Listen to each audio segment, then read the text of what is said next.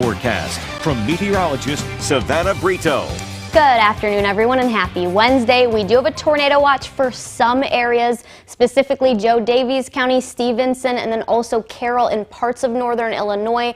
Then we take you up to Wisconsin, Greene County, Rock County. So most of the northwest areas in the state line are included in this tornado watch that will be in effect until 10 p.m. We do have some tornado warnings. Those are northwest of the Madison area, though, so not affecting our area yet, but we could be tracking a couple strong to severe thunderstorms that will develop ahead of a cold front later this evening and into the overnight hours. As far as timing on this goes, probably not until about after 6 p.m. That will go and diminish after we hit about 1 in the morning for some of the southwest portions or southeast and the northeast portions of the state line. The greater chances, obviously, where this red color is Green Bay. So if you are traveling north into the Madison area at all today, that is under a moderate risk. That is a 4 out of 5, so it is higher. The Storm Prediction Center did upgrade our portions, the northwest areas. Those places where we are under that tornado watch, those places did get upgraded to an enhanced risk. That's a level 3 out of 5.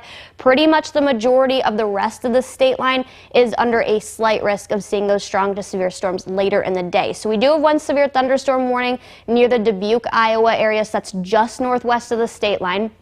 If you're traveling there, definitely be careful. Heed to these warnings for sure today. Also, Madison, we showed those tornado warnings. We'll take you out further. Several severe thunderstorm warnings and tornado warnings that are affect just north of the state line. So if you're traveling north, again, you are going to want to have a way to get, or not just one way, but several ways to get tornado watches and warnings, all these severe weather alerts. So this is putting it in motion. About 7 p.m., our northwest areas are going to see the storms develop ahead of that cold front. Eventually, that's going to move across the state line, though.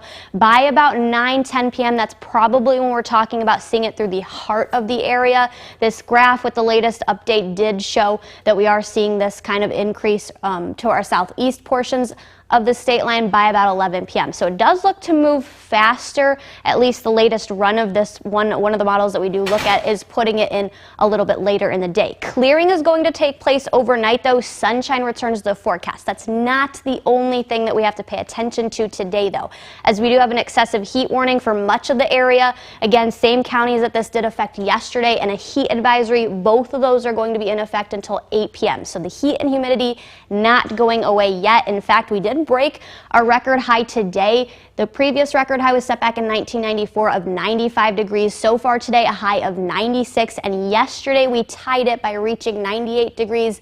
The record was set back in 1987, also of 98 degrees. Very hot outside.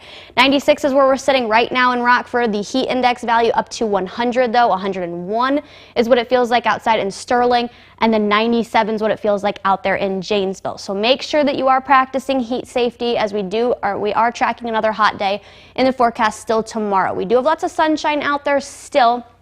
At least some blue to our skies. All modes of severe weather are possible. Wind gusts are probably going to be the big thing later today, though, with heavy rain. We are going to see gusts up to 40 miles per hour potentially later today. That is going to stay through the overnight hours as well. And those are without thunderstorm winds as well. 83 tomorrow, 81 on Saturday, 89 on Sunday. So Mimi, for Father's Day, it is looking hot, especially next week again.